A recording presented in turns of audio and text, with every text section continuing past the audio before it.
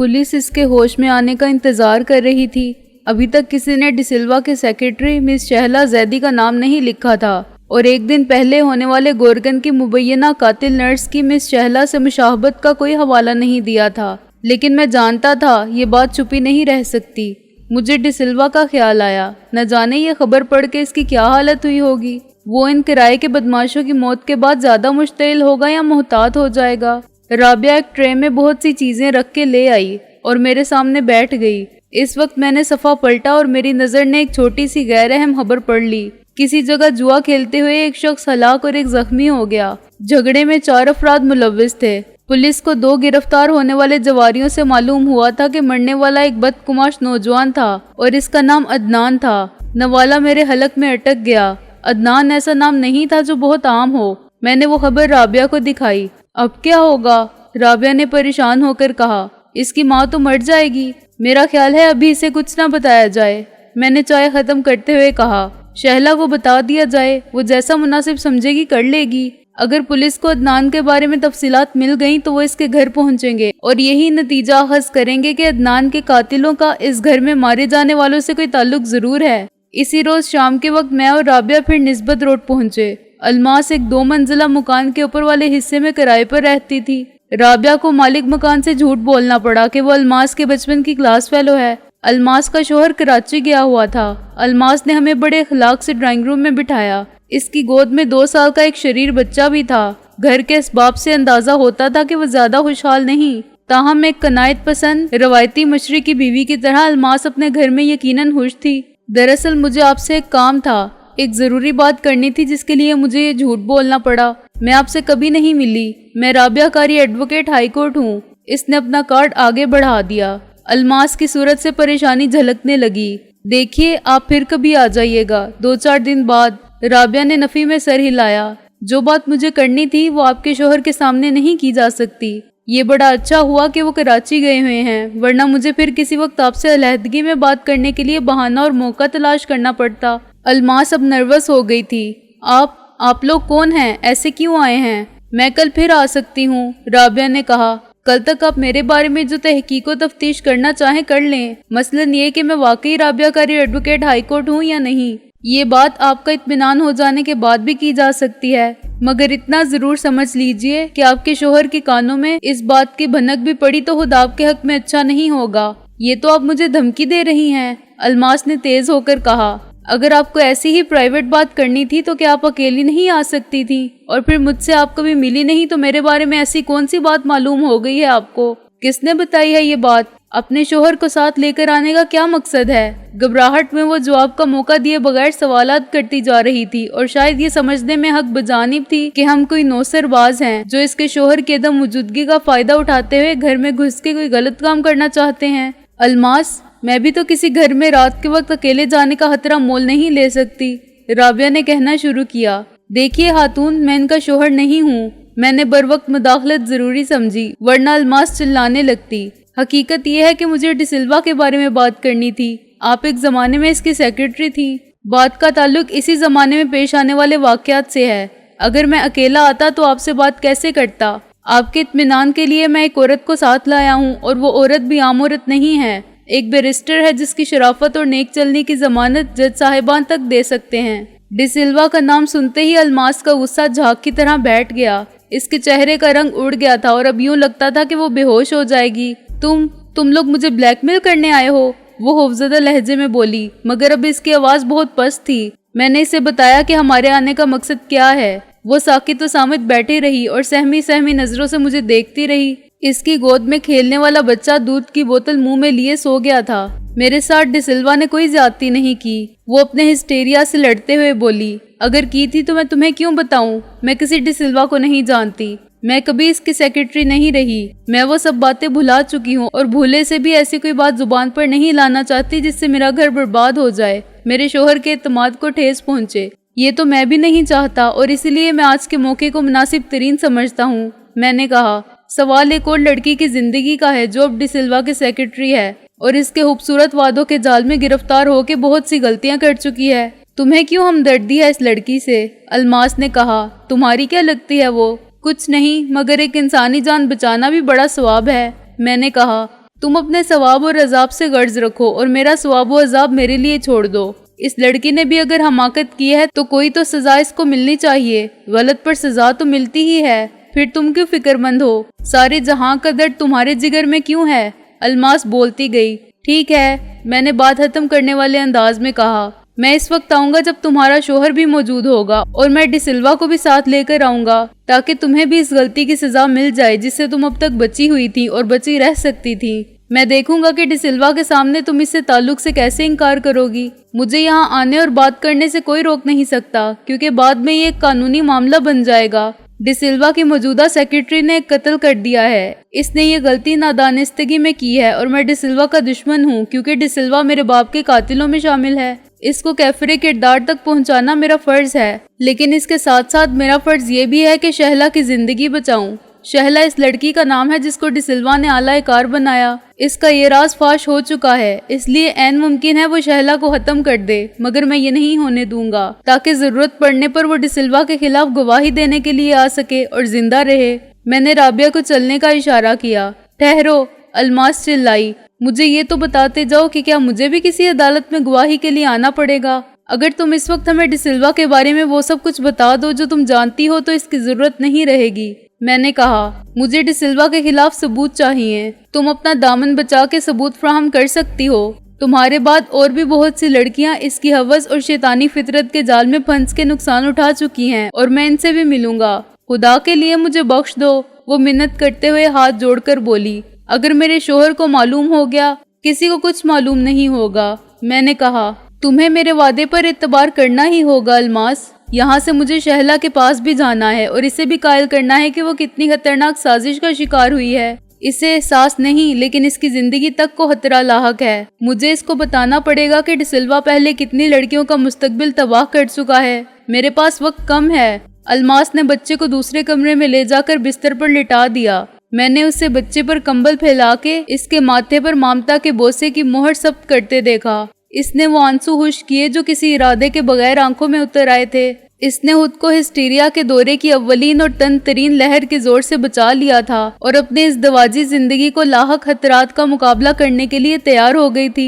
ये इसके लिए सख्त तरीन आजमाइश थी। वो इतराफे जुर्म से भी डरती थी और खामोशी के नताइज से भी। जब वो कमरे में लौट कर आई तो एक बार फिर मुझे और राबिया को अपनी नेक नियति और इसके मुस्तकबिल को तहफ़्फ़ुज़ की जमानत हासिल होने का यकीन दिलाने की सख्त जद्दोजहद करनी पड़ी। देखो अलमास, राबिया ने कहा, तुम्हारे बाद वो बहुत सी लड़कियों को जलीलो ख्वार कर चुका है। वो सब बुज़दिल हैं या कमज़ोर हैं, इससे इंतकाम नहीं ले सकी। मगर सिकंदर बख्त का मामला मुख्तलिफ है। ये इंग्लिस्तान में ज़ेरे तालीम थे जब डिसिल्वा ने कुछ लोगों के साथ मिलकर इनके वालिद को ब्लैकमेल किया और इनका सब कुछ छीनकर इन्हें मरने पर मजबूर कर दिया। जब ये पाकिस्तान आए और इनको असल हालात का इल्म हुआ तो इनको कत्ल के एक झूठे मुकदमे में फांस लिया गया, इसलिए कि डिसिल्वा और इसके साथी पैसे वाले और असर और रसूख के मालिक और बदमाश थे।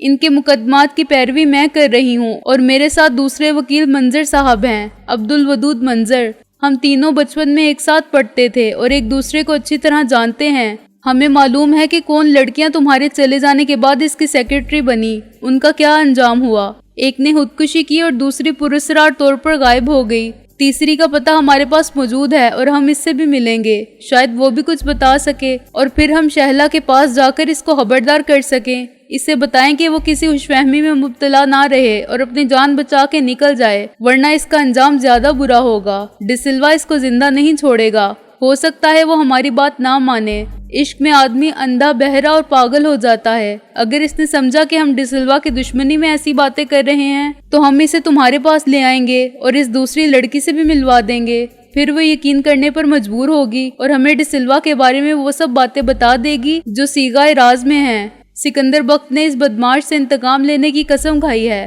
क्या तुम्हें इससे इंतकाम लेने की ख्वाहिश नहीं?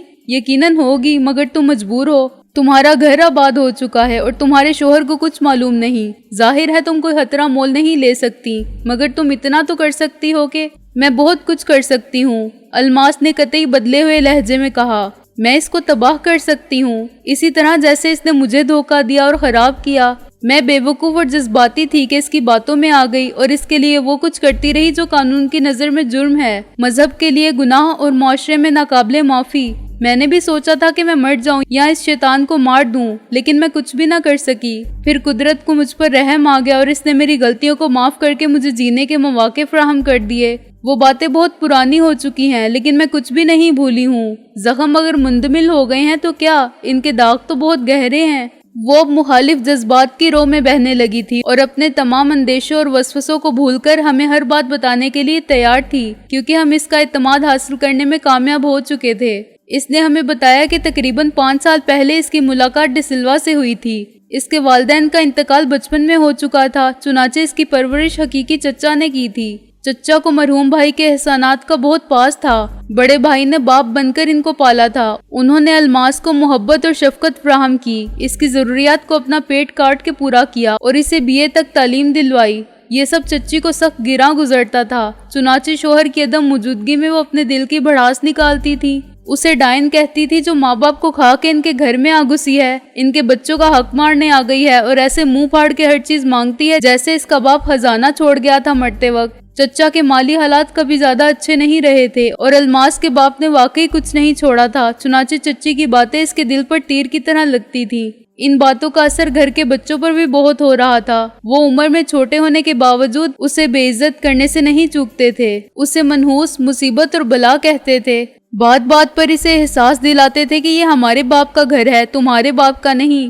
الماس نے 2-1 مرتبہ ان کو اس بدتمیزی پر ہلکا سا تھپڑ رسید کر دیا تو انہوں نے کوہرام مچا دیا اور چچا کے سامنے یہ کہا گیا کہ الماس نے بچوں کو بلا وجہ انتہائی بے رحمی سے مارا ہے۔ چچا بہت کچھ سمجھنے کے باوجود بہت سی باتیں نہیں سمجھتے تھے، مثلاً یہ کہ بیوی تو الماس کے خلاف جھوٹا الزام عائد کر سکتی ہے مگر بچے جھوٹ نہیں بول سکتے۔ ایسے متعدد مواقع آئے جب چچا نے بھی غصے میں اسے لان تان کی، گو بعد میں انہوں نے پیار سے تلافی بھی کی، مگر الماس کے دل میں یہ احساس جڑ پکڑتا گیا کہ اسے اپنا گھر بنانا ہے۔ سارا دن پورے گھر کی نفرت کا شکار رہنے کے بعد شام کو گھر آنے والے چچا کی شفقت اس کے دکھ کا مداوع نہیں کر سکتی تھی۔ 5 سال پہلے وہ ایک ایسے گھر میں رہتی تھی جو سڑک کے کنارے بازار میں تھا۔ وہ اکثر بالکنی میں آ کھڑی ہوتی تھی اور بازار کی چہل پہل دیکھتی رہتی تھی۔ بالکنی کے عین مقابل سڑک کے دوسرے کنارے پر ایک بینک تھا۔ ایک روز وہ حسب عادت باہر دیکھ رہی تھی کہ بینک کے سامنے سیاہ رنگ کی لمبی سی کار آ کے رکی۔ جس چیز نے الماس کو متوجہ کیا وہ کار کے شیشے تھے، جن میں سے اندر کچھ بھی نہیں دکھائی دیتا تھا۔ اس کے سامنے 3 افراد کار کے پچھلے دروازے کو کھول کر اترے اور چوتھا انجن سٹارٹ کیے ڈرائیور کی سیٹ پر بیٹھا رہا۔ الماس یہ دیکھ کر اور حیران ہوئی کہ تینوں افراد نے ایک جیسے بریف کیس اٹھا رکھے تھے، ایک جیسے لباس پہن رکھے تھے اور ان کا حلیہ بھی تقریباً ایک جیسا تھا۔ انہوں نے ملیشیا کی کھیردار شلواریں اور لمبے لمبے کرتے پہن رکھے تھے۔ سب کے سروں پر پگڑیاں تھیں اور وہ ایک ہی عمر کے صحت مند نوجوان مرد تھے جن کے باروب چہروں پر مشت بھر سیاہ داڑھی تھی۔ ان کی صورتوں اور حلیوں کی مماثلت دیکھ کر یہ خیال آتا تھا کہ وہ تینوں بھائی ہیں۔ الماس کے سامنے وہ تینوں بینک میں داخل ہوئے اور دروازے پر کاہلی سے کھڑے ہوئے گارڈ نے بھی ان کو محض دلچسپی سے دیکھا۔ ابھی مشکل سے 2 منٹ گزرے ہوں گے کہ بینک میں گولیاں چلنے کی آواز آئی اور الماس کی دہشت زدہ نگاہوں نے گارڈ کو باہر گرتے دیکھا۔ وہ بندوق جس کو گارڈ سہارے کے لیے بطور لاٹھی استعمال کر رہا تھا اس کے ہاتھ سے چھوٹ کر اندر گر گئی۔ بینک کے اندر ایک چیخ پکار مچی ہوئی تھی اور دروازے کے باہر وہ گارڈ تڑپ رہا تھا جس کے سینے میں کم از کم 2 گولیاں لگی تھی۔ اس کا خون پکے ٹائل کے فرش پر بہہ رہا تھا اور چھینٹے بینک کی بیرونی دیوار پر بھی نظر آ رہے تھے۔ بازار میں بھی لوگوں نے فائرنگ کی آواز سنی تھی۔ وہ شخص جو کار میں بیٹھا تھا فوراً باہر نکل آیا اور بینک کے دروازے پر کھڑا ہو گیا۔ اس کے ہاتھ میں ایک مشین گن تھی اور وہ چیخ چیخ کر لوگوں کو خبردار کر رہا تھا کہ قریب کوئی نہ آئے۔ یہ سب کچھ اتنی عجلت میں ہوا اور اتنا غیر متوقع تھا کہ الماس خوف اور حیرت سے سن کھڑی رہ گئی۔ اسے خیال ہی نہ آیا کہ وہ دوڑ کر ساتھ والے گھر میں جائے اور پولیس کو فون کر کے بینک میں ڈاکہ پڑنے کی اطلاع دے۔ اس نے دیکھا کہ وہ چوتھا آدمی جو مشین گن لیے باہر کھڑا تھا صورت شکل اور حلیے میں باقی 3 افراد سے بالکل مختلف تھا۔ اس نے سیاہ پتلون پر سفید دھاریوں والی سرخ جرسی پہن رکھی تھی اور گہرے سیاہ شیشوں والا دھوپ کا چشمہ لگا رکھا تھا۔ شاید کار سے اترنا اس کے پروگرام میں شامل نہیں تھا۔ توقع یہ کہ صورتحال ہنگامی نہ ہو جائے 3-4 منٹ میں اندر جانے والے دوڑتے ہوئے باہر آئے۔ سیاہ چشمے اور سرخ جرسی والا نوجوان پھر کار کی طرف لپکا اور اس نے اپنی سیٹ پر بیٹھ کر دروازہ بند کر لیا۔ اس کے باقی تینوں ساتھی ایک کے پیچھے ایک بھاگتے آ رہے تھے۔ الماس پھٹی پھٹی آنکھوں سے اس منظر کو دیکھ رہی تھی جو کسی سنسنی خیز فلم کی طرح مگر حقیقی زندگی کا منظر تھا۔ اچانک دم توڑتے ہوئے گارڈ نے جسم کی ختم ہوتی ہوئی قوت مجمع کر کے 2 نالی بندوق کی طرف ہاتھ بڑھایا۔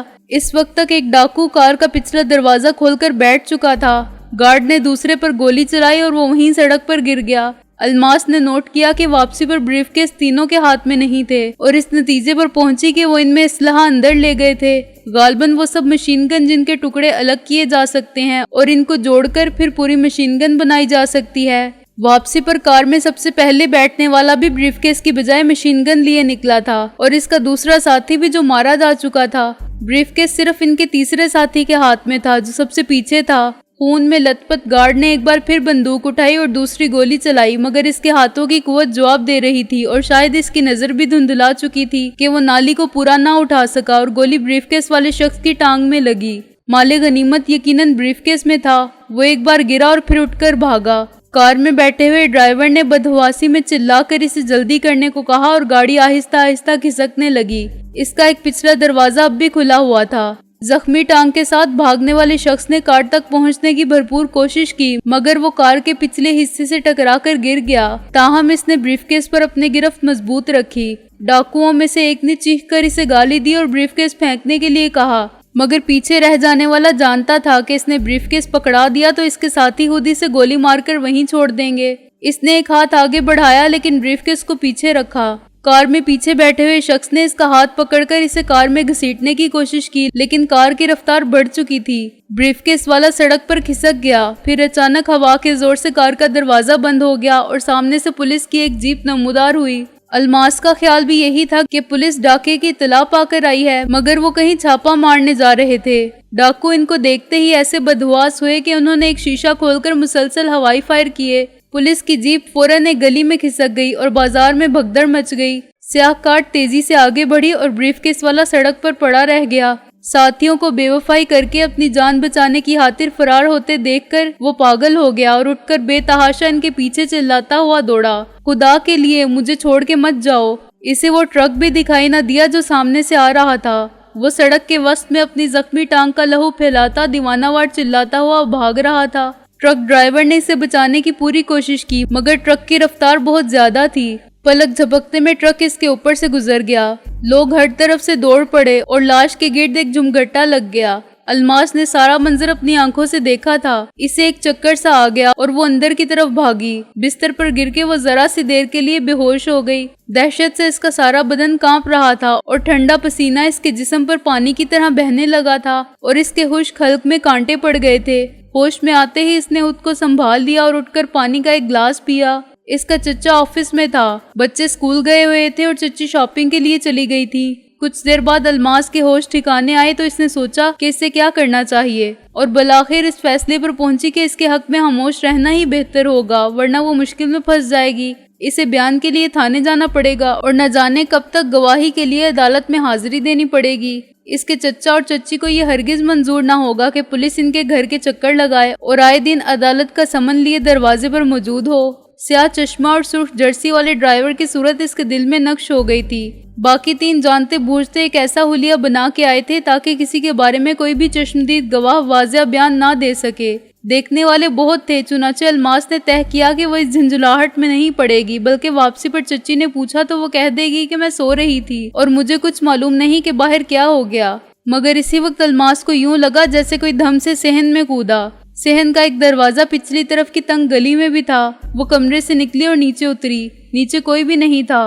वो निचली मंजिल के बावर्ची खाने के सामने से गुजर के कमरे में जाना चाहती थी कि अचानक किसी ने इसको बावर्ची खाने में घसीट लिया। अल्मास की चीख इसके हल्क में घट के रह गई। इसकी आंखों ने एक अजनबी को देखा जिसके दूसरे हाथ में तेज धार वाला लंबा और पतला खंजर था। खंजर बावर्ची खाने की कम रोशनी में चमक रहा था और इसकी नोक अल्मास के हल्क से चंद सूत के फासले पर थी। अगर आवाज निकाली तो यहीं ज़िबाह कर दूंगा, वो बोला और इसने अल्मास को आजाद कर दिया। अल्मास सहम कर दीवार से लग गई। तुम्हारे सिवा घर में कौन कौन है? इस शख्स ने पूछा। वो 30-40 साल का तंदुरुस्त आदमी था, क्लीन शेव और सफेद शलवार कमीज पहने हुए। अल्मास ने इसे पहले कभी नहीं देखा था। कोई नहीं। अल्मास ने हल्क में फंस जाने वाले अल्फाज को बड़ी मुश्किल से अदा किया। ये तो बड़ी अच्छी बात है, वो बोला। देखो लड़की, मैं तुम्हें कोई नुकसान नहीं पहुंचाना चाहता, बस तुम अपनी जुबान बंद रखो और मुझे ये बताओ कि मैं कुछ देर तक कहाँ छुपा रह सकता हूँ। एक घंटे बाद स्कूल से बच्चे आ जाएंगे, अल्मास ने कांपते हुए कहा। इस वक्त तक तुम्हें कोई खतरा नहीं, लेकिन तुम कौन हो और क्या चाहते हो? कुछ नहीं, वो दृष्टि से बोला। तुम्हें इससे कोई सरोकार नहीं होना चाहिए कि मैं कौन हूँ। आज के बाद भूले से भी इस बात का तस्करा किसी से मत करना। पुलिस मेरा कुछ नहीं बिगाड़ सकेगी, लेकिन मैं रात को सोते में इस खंजर से तुम्हारी ये नाजुक और खूबसूरत गर्दन काट जाऊंगा। ऐसे इसने हवा में खंजर को हरकत दी। तुम्हारे भाई बहन, माँ बाप, सबके सर तन से जुदा कर जाऊंगा। दहशत से अलमास की हालत गैर हो गई। अजनबी ने इसे वहीं छोड़ा और बाहर निकलकर दरवाजे की कुंडी लगा गया। अलमास सोचने लगी कि क्या वो चला गया, मगर इसने तो 1 घंटा छुपे रहने की मोहलत मांगी थी। अगर वो मुझे इसी तरह छोड़ गया तो मैं चच्ची को क्या बताऊंगी कि मुझे बावर्ची खाने में किसने बंद किया था। इसी वक्त दरवाजा खुल गया और अलमास ने अजनबी का मुस्कुराता हुआ चेहरा देखा। तुम वाकई समझदार लड़की हो, वो बोला। मैं तुम्हें आजमा रहा था कि मौका मिलने के बाद तुम शोर मचाती हो या नहीं। मेरा ख्याल है मुझे 1 घंटा ठहरने की जरूरत नहीं। पिछली गलियों की तरफ से निकल जाने में खतरे की बात नजर नहीं आती। वो बोलता जा रहा था और अलमास की नजर इस ब्रीफकेस पर थी जो अजनबी के हाथ में था। चंद मिनट के अंदर ये ब्रीफकेस वो बाहर से नहीं ला सकता था। ब्रीफकेस घर में ही मौजूद था और शायद इसने खुद अंदर कूदने से पहले सहन में फेंक दिया था। ये वही ब्रीफकेस था जो ट्रक के नीचे आ जाने वाले डाकू के पास था। इसकी साख्त और इसका रंग बिल्कुल वही था। इस पर सड़क की खुरदरी सतह पर घसीटे जाने से खराशें पड़ गई थी और ब्राउन रंग की शार्क स्किन जैसी बैरूनी सतह कई जगह से फट गई थी। सबसे बढ़कर ये कि साफ कर देने के बावजूद इस पर अब भी खून के दाग थे। जब वो चला गया तो अलमास बहुत देर तक मुंजमद खड़ी रही। अपने इंतहा को पहुंचकर खौफ खत्म हो गया था और ये कुदरत की अता करदा हैवानी जिबिल्लत का करिश्मा था जो ऐसे ही हालात में जिंदा रहने के लिए कुव्वत और हौसला फराहम कर देती है। जिस्म में जमा शुदा एड्रेनलिन खून में शामिल हो के बिल्ली को भी शेर के मुकाबले पर आ जाने की हिम्मत देती है। अलमास की सोचने समझने की कुव्वत अचानक बहाल हो गई थी। वो समझ गई थी कि ब्रीफकेस अजनबी के पास कैसे पहुंचा। जब डाकू ट्रक के नीचे आया तो सबकी तवज्जो हादसे की तरफ थी, सिवाय इस अजनबी के जिसकी निगाह ने ब्रीफकेस को दूर गिरते देख लिया था। वो जानता था कि ब्रीफकेस में क्या है, चुनाचे वो मुजमा की नजर बचाकर और ब्रीफकेस उठाकर भाग निकला। सबसे पहला घर अलमास का था जिसकी दीवारें कुछ नीची थी। इसे डर होगा कि लोग इसको ब्रीफकेस समेत भागता देख चुके होंगे और मुमकिन है इसके ताकुब में भी आए हों। वो इस घर में छुप गया और जब ये अंदेशा ना रहा कि कोई इसके पीछे है तो वो ब्रीफकेस लेकर इत्मीनान से निकल गया। अलमास की आंखों ने सितम ज़रीफ तकदीर का वो तमाशा देखा था जो एक दर्द से इबरत था। इस दौलत की खातिर डाका डालने का प्रोग्राम बनाने वाले और जान देने वाले लोग दूसरे थे, मगर ये दौलत एक ऐसे शख्स की झोली में आ गिरी थी जिसने हादसे के वक्त से चंद सेकंड कबल ये भी नहीं सोचा था कि वो इतनी दौलत का मालिक बनने वाला है।